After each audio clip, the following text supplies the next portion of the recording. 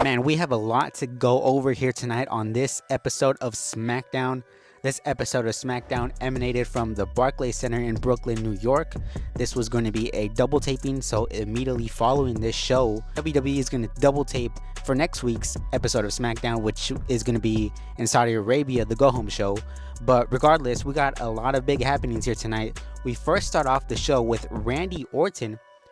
He makes his way down towards the entrance ramp. You see him in the back in the gorilla position. He sort of goes and whispers something to Triple H because remember, Randy Orton and Kevin Owens match hasn't been, decided due to the fact that higher ups don't want this match to happen.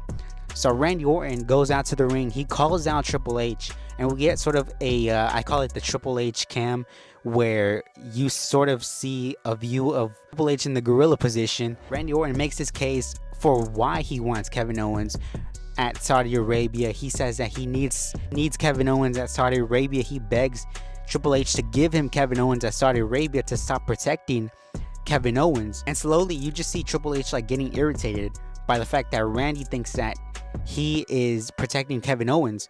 Triple H says, listen, Randy, I'm not protecting Kevin Owens. I'm protecting you. He says, because Kevin Owens, for some reason or another, he's trusted you and Cody, right? He hasn't had many friends here in this industry, but he trusted both of you guys. But now he feels like he's been betrayed by both of you guys. And I spoke to him, and there's something different in his voice that just seems off, which then makes Randy Orton sort of recall Triple H and tell him, like, listen, I didn't call Paul Levesque out here. I called the cerebral assassin. I called the game out here. I called the man that broke into my house and threw me out my lawn and broke the windows and beat me to death. He said, I need Kevin Owens. And by his hand being forced by everybody in the crowd, in the arena, by Randy, Triple H sort of just says, like, I hope you know what you're getting into.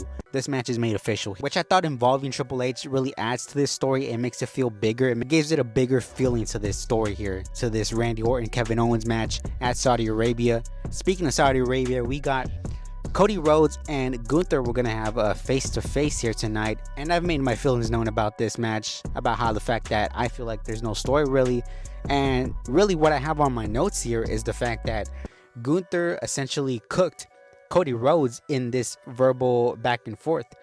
Cody Rhodes comes out and he's going to do his entrance, the whoa, at the top of the turnbuckle when Gunther cuts him off, which I thought was hilarious. Gunther came back and told Cody, he said, listen, I don't know why you're bringing up your daughter in this match, because you tend to over-exaggerate things, he said. He called him a gutless champion, and this was enough to set off Cody Rhodes. This leads to things getting physical. Ludwig Kaiser comes out, attacks Cody Rhodes. This brings out Randy Orton to fend off the attack. Randy Orton later on picks up Cody Rhodes' championship and sort of takes a good stare at it before returning it back to Cody Rhodes. So, I mean, they're still teasing this fact that Randy Orton, he's always lurking, man. You gotta be careful, but he's always lurking. One thing here tonight that I really wasn't fond of was the Carmelo Andrade match. This was billed as the best of 7, game 7 last match here between these two men, with LA Knight as the special guest referee. Now, I love LA Knight, but immediately when this match was made last week, I said to myself, with a special guest referee stipulation going on, I can tell myself that this match probably isn't going to live up to their past encounters. And, that was probably an understatement here tonight, because we may have gotten maybe a max of 10 or so minutes before this match broke down and LA Knight attacked both men. He said that he was the winner, and this led to later on Nick Aldis making the match between LA Knight, Carmelo Hayes, and Andrade at Crown Jewel.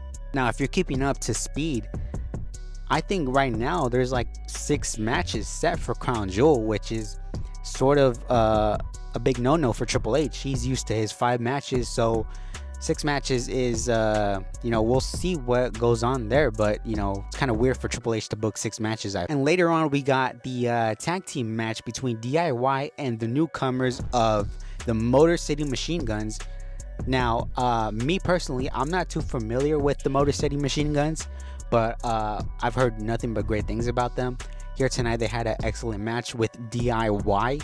They picked up the W here, and after the match, Solo Sikoa comes out with the rest of the bloodline. He tends to introduce himself to the Motor City Machine Guns. The Motor City Machine Guns do the same thing as well. He says, anytime, any place, anywhere, we'll have this match. He said, we'll even have this match right now.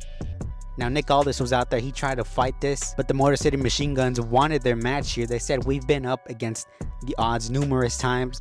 We'll take this match up on their terms. And so they did, and we had about 10 minutes left in this show. I said 10 minutes left in this show. They're going to do probably something big here at the end. And boy, did they, because Roman Reigns and Jimmy Uso came out, and they took out Jacob Fatu and Solo Sikoa. They neutralized that threat of those two. This led to the referee being taken out, as is in most Bloodline matches. Tonga Loa went out to get 2 steel chairs. He puts them in the ring, and all of a sudden we see a hooded figure wearing all black super kick Tonga Loa, and we all know who it is. It's Jey Uso. Main event Jey Uso here. Cost the Bloodline the tag team championships.